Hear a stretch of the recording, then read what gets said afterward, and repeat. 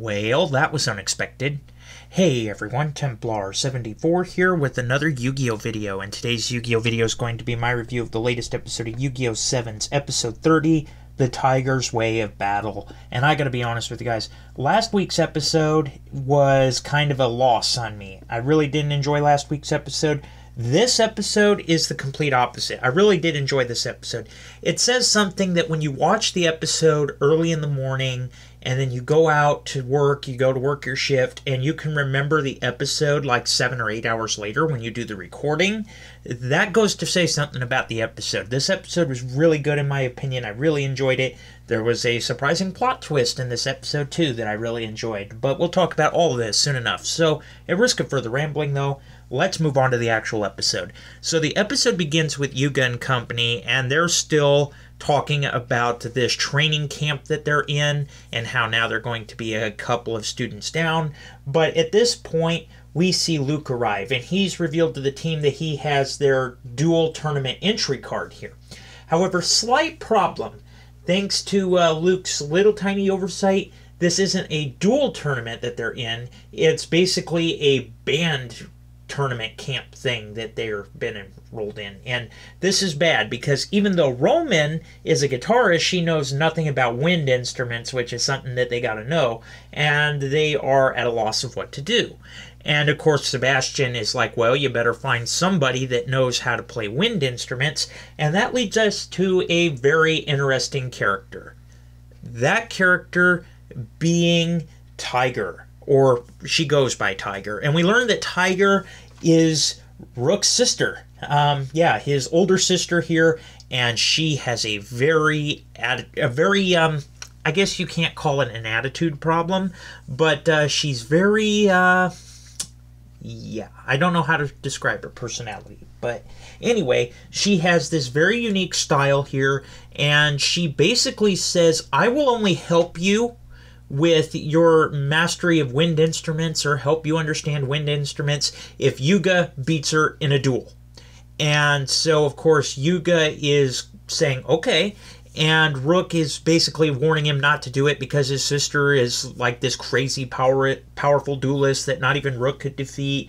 And Yuga, of course, undeterred, he's decided he's going to help his friends. He's going to go through with this duel. And I'll be honest, when he got to this duel with Tiger, I was thinking to myself, and I was really thinking that this would possibly happen. I was thinking to myself, please don't let Yuga get backed into a corner by Tiger, and then all of a sudden he whips out his maximum summon to put the smackdown on her. That was something I really didn't want to see happen, and I was pleasantly surprised when that didn't happen here. I don't think the maximum summon is gone. I just think they're going to reserve it for bigger and better duels, in my opinion. The more important duels, anyway, which I love. Because, let's be honest, Yu-Gi-Oh! Has a tendency to do that when the main character gets an OP summon or an OP card. They tend to use it as much as possible, and it kind of gets repetitive. I'm glad that they didn't do that here.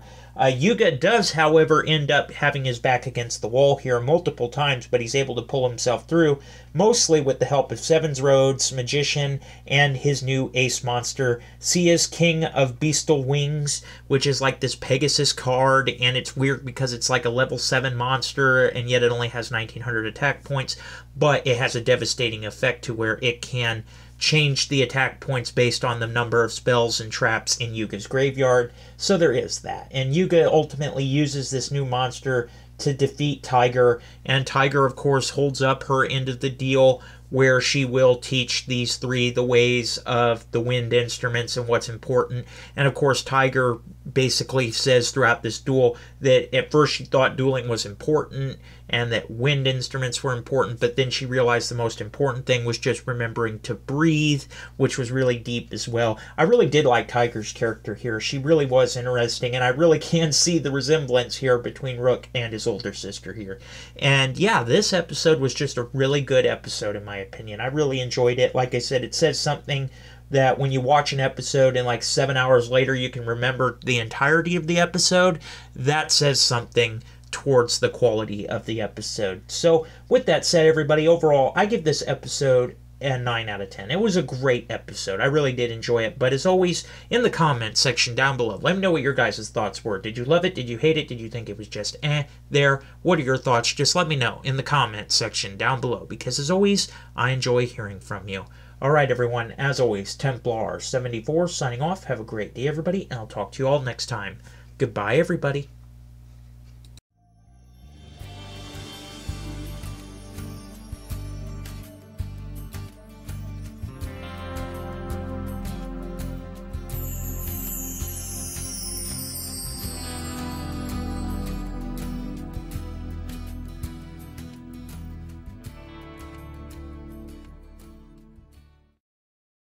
Hey everyone, Templar74 here. Did you enjoy the video? Do you want to help support me in making more content like this and see your name here at the end of every video? Then consider supporting me on Patreon. Any help is greatly appreciated and will help ensure continuation and increase the quality of production of the videos that I'm able to make for all of you. Link down below. Again, thank you so much for your support and for liking and subscribing. You all are amazing. And as always everyone, Templar74 signing off. Have a great day everybody, and I'll talk to you all next time. Goodbye everybody.